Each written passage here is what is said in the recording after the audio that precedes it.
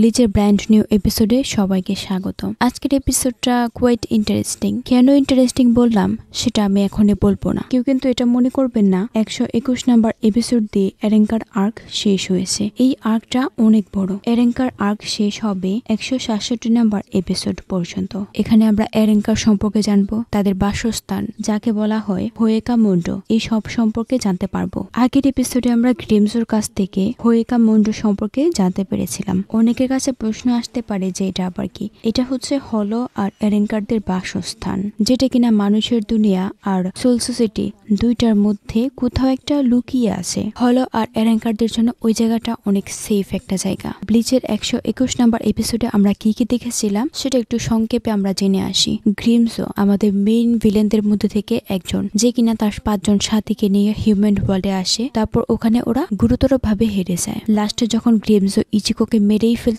যাবে তখন সেখানে এন্ট্রি হয় ক্যাপ্টেন কানামের। উনি এসে গ্রিমজোকে থামিয়ে দেয় আর গ্রিমজোকে নিয়ে আবারও হলদের দুনিয়াতে চলে আসে। ওখানে আসার পর গ্রিমজোকে ক্যাপ্টেন আইজিনের সামনে আনা হয়। ব্লিচের 122 নাম্বার এপিসোড ঠিক এখান থেকেই শুরু হয়। ক্যাপ্টেন আইজিন গ্রিমজোকে স্বাগতম জানায়। তারপর ওখানে নীরবতা ছড়িয়ে পড়ে। কানামে বলে, তোমার সমস্যা কি? তুমি কি মাফ চাইতে ভুলে গেছো? এটা শুনে গ্রিমজো উত্তর দেয়, হ্যাঁ আমি সত্যি সত্যি ভুলে গেছি। যা শুনে কানামে অনেকটা রেগে যায়। এরই মধ্যে ক্যাপ্টেন বলে ওঠে, কোনো সমস্যা নেই, আমি রাগ করিনি। কানামে বলে, লর্ড আইসিন, গ্রিমজোর বর্তমানে যে অ্যাকশনটা ছিল সেটা একদমই লয়ালিটির বাইরে। ক্যাপ্টেন বলে, কোনো সমস্যা নেই। তো ওদের মাঝে আরো কিছু কথা হয়, কিন্তু এখানে গ্রিমজোর মনে কোনো আফসোস বা রিগ্রেট কিছুই ছিল না, যার জন্য ক্যাপ্টেন রাগ হয়ে গ্রিমজোর কলার ধরে। এখানে ক্যাপ্টেন কানামের মনের মধ্যে চলছিল, আরে বেটা তুই মাফ চাবি না তো কে মাফ চাবে? তুইও মাফ চাবি, তোর ঘাড়েও মাফ চাবে। কানামে বলে, লর্ড আইসিন আপনি আমাকে পারমিশন দিন, আমি ওকে নিজের হাতে শেষ করে দেব। এখানে আমরা জানতে পারছি যে ক্যাপ্টেন কানামে যে আছে সে হচ্ছে এরেঙ্কারদের ডিরেক্টর জেনারেল, মানে কুচবিহার। এখানে ক্যাপ্টেন কানামেকেও একটা হিউজ পরিমাণের পজিশন দিয়ে দিছে। গ্রিমজো বলে, আপনি আমাকে পছন্দ করেন না এটা বলেন, একজন জেনারেল কি এরকম আচরণ করতে পারে নাকি? এখানে কানামের ধারণা হলো গ্রিমজো যে আছে সে কিন্তু লর্ড আইসিনের বিরুদ্ধে গেছে, উনার কাছ থেকে কোনো পারমিশন না নিয়ে হিউম্যান ওয়ার্ল্ডে চলে গেছে। তাই সে চাইছে গ্রিমজোকে মাফ চাইতে বা এখানে একটা প্রপার এক্সপ্লেনেশন দেওয়ার জন্য। কিন্তু গ্রিমজো এইসব কিছু করছে না, যার জন্য ক্যাপ্টেন কানামে অনেক বেশি রেগে যায়। আমরা তো অনেকে ভালো করে জানি ক্যাপ্টেন কানামে হচ্ছে জাস্টিসের মিসাল। ওনার কাছে সবকিছুতে জাস্টিস থাকতেই হবে। এখানে উনি কতক্ষণ জাস্টিস নিয়ে ভাষণ দেয়, তারপর তিনি গ্রিমজোর উপর অ্যাটাক করে তার একটা হাত কেটে ফেলে। আর হ্যাঁ, এখানে কিন্তু হাত কেটে ফেলে না, হাতটাকে পুরোপুরি একদম ধ্বংস করে দেয়। এর জন্য কি হয়, গ্রিমজো প্রচন্ড রেগে যায় আর ক্যাপ্টেন কানামের উপর অ্যাটাক করতে আসে। যা দেখে লর্ড আইসিন বলে, গ্রিমজো যদি তুমি ক্যাপ্টেন কানামের উপর অ্যাটাক করো তাহলে এখন আমি তোমাকে মাফ করতে পারবো না। যার জন্য গ্রিমজোকে বাধ্য হয়ে তার তলোয়ার নামাতে হয় আর নিজের রাগকে পানি করে ওখান থেকে চলে যায়। না না, এটা সত্যি অনেক বড় অপমান। গ্রিমজো হচ্ছে একজন এরেঙ্কার না, এরেঙ্কারের থেকেও একটু ভালো পদে আছে, যেমন তার সিরিয়াল নাম্বার হচ্ছে 6। সেই হিসাবে সে অনেক বেশি রেসপেক্টেড পারসন, আর তাকে এখানে অপমান করা হচ্ছে। বেচারা, আমার খুবই কষ্ট লাগতেছে গ্রিমজোর জন্য। তারপর ক্যাপ্টেন যখন চলে যাচ্ছিল তখনই সেখানে ইচুমারু এসে তাকে বলে, সঙ্গীদের সাথে আপনি আবারও গেম খেলছেন, এটা একদমই ভালো না। ক্যাপ্টেন বলে, তুমি এখানে কি করছো? তুমি কি সবকিছুর উপর নজর রাখছো নাকি? আসলে এখানে একটা সমস্যা, যেমন সমস্যাটা হচ্ছে আমি ওদেরকে ক্যাপ্টেন বলে সম্বোধন করছি, বর্তমানে কিন্তু ওরা ক্যাপ্টেন না, ওরা হচ্ছে ট্রেইটর, যারা কিনা সোল সোসাইটির সাথে বেইমানি করেছে। ক্যাপ্টেন বলতে বলতে এখন ক্যাপ্টেনই বলতে হচ্ছে, সো আপনারা একটু বুঝে নেবেন। ইচিমারু বলে, আপনি ভালো করেই জানতেন যদি আপনি এসব কথা বলেন তাহলে কানামি ওখানে এরকম কাজটাই করবে, তারপরও আপনি সব কিছু বলেছেন তাই না? আইজিন বলে, আমি ভাবছি যদিও আমরা 5টা এরেঙ্কার হারিয়েছি তারপর এটা আমাদের জন্য কোনো সমস্যা না। তারা শুধুমাত্র লো ক্লাস গিলিয়ান ছিল যাদেরকে আমি এরেঙ্কার বানিয়েছি। এসবের জন্য আমার প্ল্যান কোনো চেঞ্জ হবে না। একবার যদি আমি টপ ক্লাস ভাস্তলর্ডে আর এসপাদোদেরকে একসাথে করতে পারি তাহলে আমাদের বিরুদ্ধে কেউ দাঁড়াতেও পারবে না। এখন কথা হচ্ছে আইজিন এই সব কিছু কেন করছে আর তার প্ল্যানটা আসলে কি? সে কি অনেক বড় কিছু অ্যাচিভ করতে চাইছে? দেখা যাক কি হয়। তারপরে সিনে ইশিদাকে দেখানো হয় যে কিনা তার খুইঞ্চি পাওয়ারকে ব্যাক করার জন্য অনেক কঠোর পরিশ্রম করছিল। এরই মধ্যে কি হয়, সে অনেক বেশি স্পিরিচুয়াল প্রেশার ফিল করতে পারে, যেটা মূলত এরেঙ্কারদের প্রেজেন্টের জন্য সে ফিল করতে পেরেছিল। তখনই ইশিদার বাবা তার উপর অ্যাটাক করে আর বলে তুমি এখনো সোল রিপারদের কি হলো না হলো এসব নিয়ে অনেক বেশি চিন্তিত। ঈশিতা বলে, না এমন কিছুই না। আপনার কাছে কি মনে হয় এরকম ট্রেনিং করলে আমার খুঁজে পাওয়ার আবারও ফিরে আসবে? আর এই রুমটা তো একটা সিক্রেট রুম, যেটা কিনা স্পিরিচুয়ালাইজ সিলভার আর স্পিরিচুয়ালাইজ গ্লাস দিয়ে তৈরি করা। তো এই রুমের মধ্যে বারবার একই কাজ করলে কি আমার খুঁজে পাওয়ার আবারও ফিরে আসবে? ঈশিতার বাবা বলে, তোমার কি মনে হয়? তুমি কি আমাকে বিশ্বাস করতে পারছো না? পরে তিনি ঈশিতার একদম কাছে চলে আসে আর বলে, যতক্ষণ পর্যন্ত তুমি না মারা যাবে ততক্ষণ পর্যন্ত তোমার পাওয়ার ফিরে আসবে না। যা শুনে ঈশিতা অনেক বেশি অবাক হয়ে যায়। অবাক হয় না, বলতে গেলে বেচারা ভয় পেয়ে গেছিল। যেখানে তার বাবা বলছে তাকে মরতে হবে, এমন কি কোনো বাবা আছে যে কিনা তার সন্তানকে মরার কথা বলে? সিন চলে যায় পরের দিন সকালে। ইজিকোর বোন আসে ইজিকোকে ঘুম থেকে জাগাতে, কিন্তু ইজিকো তখন রুমের মধ্যে ছিল না, যার জন্য সে অনেক বেশি চিন্তায় পড়ে যায়।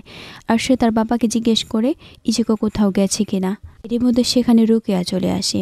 ইজিকো মিসিং আছে এটা শুনে সেও অনেকটা চিন্তায় পড়ে যায়। তার মনে পড়ে গতকাল রাতের কথা। রুকিয়ার এরকম অবস্থা দেখে ইজিকো অনেক বেশি ডিপ্রেশনে পড়ে গিয়েছিল। এখানে আবার রুকিয়া ইজিকোকে কমফোর্ট করার চেষ্টা করে যে না, তোমার জন্য সব কিছু হয়নি। সিরিয়াসলি এখানে ইজিকোর ফেস দেখে অনেক বেশি মায়া লাগছে। বেচারা 121 নম্বর এপিসোডে প্রচুর মার খেয়েছে। ইজিকো অনেক বেশি সেন্সিটিভ। তার বন্ধুরা যদি কোনো বিপদে পড়ে তাহলে এসবের জন্য সে নিজেকেই দায়ী ভাবে যে না, সে অনেক বেশি দুর্বল, সে ওদেরকে রক্ষা করতে পারে না। সিন আবারও বর্তমানে আসে। রুকিয়া এদিকে ওদিকে ইজিকোকে খুঁজে বেড়ায়, কিন্তু সে কোথাও ইজিকোকে খুঁজে পায় না। বেশ কিছুক্ষণ পর আমরা ইজিকোকে দেখতে পাই। ইজিকো কোথাও একটা যাচ্ছে আর তার মনে পড়ে কিভাবে বাকি এরেঙ্কাররা তাকে ধুলাই করেছে। তার থেকে বড় কথা হচ্ছে ওর মধ্যে থাকা ইনার হলো, যে কিনা বারবারই ইজিকোকে থ্রেট দিচ্ছে, না আমি তোমাকে সারপাস করে নেব, তোমার বডিকে আমি কবজা করে নেব। তো সব কিছু নিয়ে সে অনেক বেশি প্রেশারে আছে। এরই মধ্যে আমরা দেখি ইজিকোর চোখ আবারও কালো হতে শুরু করেছে। সিন শিফট হয় কেইগো আর বাকিদের উপর। এখানে কেইগোর বোন যে আছে সে ইক্কাকোর টাকলা মাথায় ব্যান্ডেজ করে দিচ্ছে। আসলে ওদের কেমিস্ট্রিটা অনেক বেশি ভালো হবে। ইক্কাকোর অবস্থা আর কি বলবো, ওর এই টাকলা মাথার মধ্যে 2 জায়গায় ব্যান্ডেজ। তারপর যখন ওদের স্কুল শুরু হয় তখন আমরা দেখি ইশিদা, ইজিকো আর হচ্ছে সাদো, ওরা কেউই স্কুলে আসেনি। এসবের জন্য আবার ওরিহিমে অনেক বেশি চিন্তা করে। ওরিহিমে তো ইজিকোর জন্য একদম ফিদা, সেই ইজিকোকে নিয়ে অনেক বেশি চিন্তা করে, বাকি সব মুড়ি খাক। তারপর সিনে রাঙ্গেকো আর তোশিরোকে দেখানো হয়। এখানে তোশিরো তার যে ইনজুরি ছিল সেগুলো থেকে পুরোপুরি রিকভার হয়ে গেছে। এটা বললে ভুল হবে। সব কিছুই ওরিহিমের হিলিং পাওয়ারের সুবিধা। এখানে হিলিং পাওয়ার না, বলতে গেলে ওরিহিমের পাওয়ারটা হচ্ছে রিভার্স টেকনিক। সে সময়টাকে রিভার্স করতে পারে, যার জন্য তাদের যে ক্ষতগুলো আছে সেগুলোকেও সে রিভার্স করে দেয়। এখানে ক্যাপ্টেন অনেক বেশি সিরিয়াস ছিল।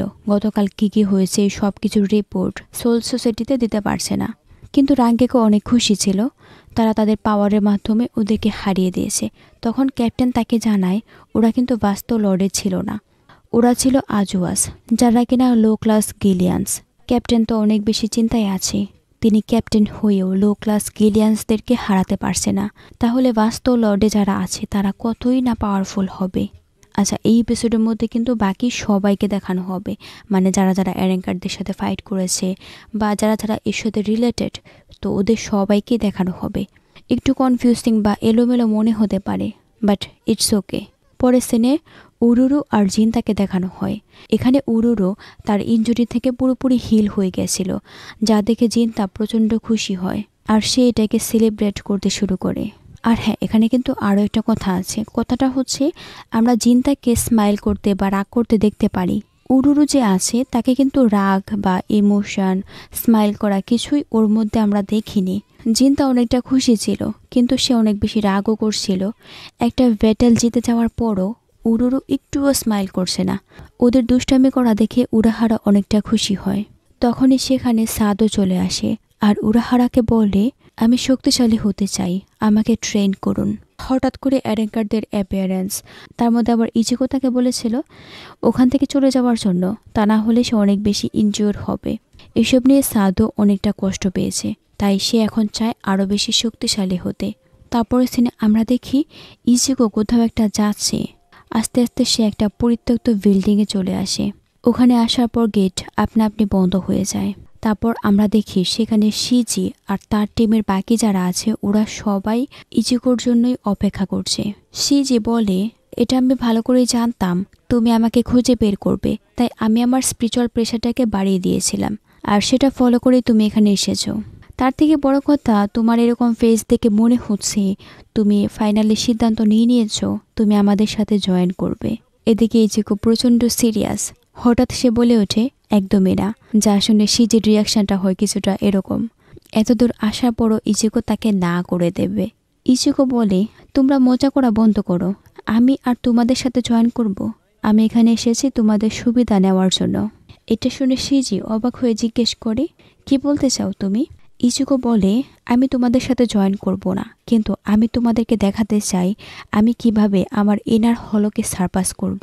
শিজি বলে, আবল তাবল কথা বন্ধ করো, যদি আমি তোমাকে না শেখাই তাহলে শিখবে কিভাবে অপদার্থ। ইচিকো উত্তর দেয়, জোর করে শিখব। পরে সে তার সোল রিপার ব্যাজটা বের করে তার সোল রিপার ফর্মে চলে আসে আর ডাইরেক্ট শিজির উপর অ্যাটাকও করে দেয়। কোনো উপায় না পেয়ে শিজিকেও মাঠে নামতে হয়। ওদের মাঝে ফাইট শুরু হয়। একজন আরেকজনকে কিভাবে মারবে সেই চিন্তায় ওরা করছিল। ওদের এই ফাইটটা আবার বাকিরা দর্শকের মতো এনজয়ও করছিল। ওরা কেউ ওদের মাঝে ইন্টারফেয়ার করে না। তখনই ওদের মধ্যে থেকে একজন বলে ওঠে, এই ইচিকো ছেলেটা এতটাও খারাপ না, ভালোই ফাইট করছে। এটা শুনে আবার এই মেয়েটা বলে, ভালো করে দেখো, শিজি কিন্তু ওকে এখনও সিরিয়াসভাবে নেয়নি। তখন আবার এই মোটা লোকটা বলে, তুমি ঠিক বলেছ, কিন্তু আমার কাছে মনে হচ্ছে ইচিকো এই ফাইটটাকে সিরিয়াসভাবে নেয়নি।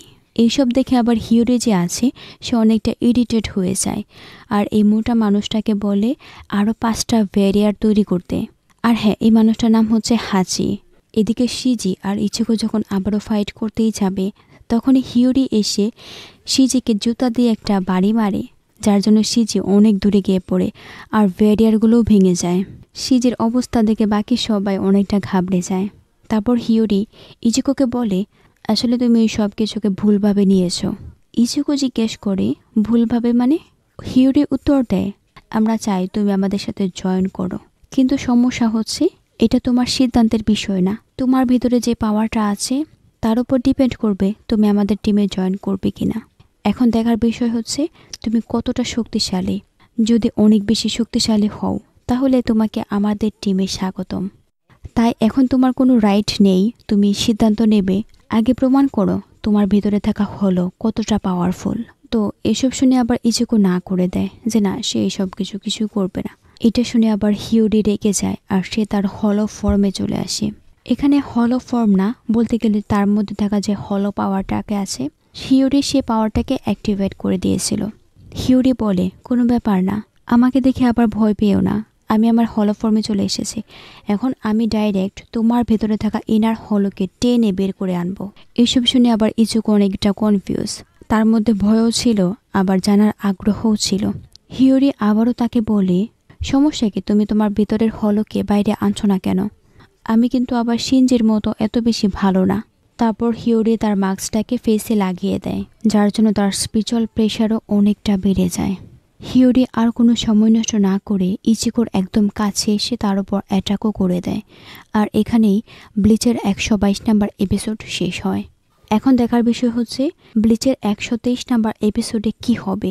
ইচিকো কি পারবে হিউরিকে হারাতে, নাকি প্রতিবারের মতো ইচিকো শুধুমাত্র ধুলাই খাবে?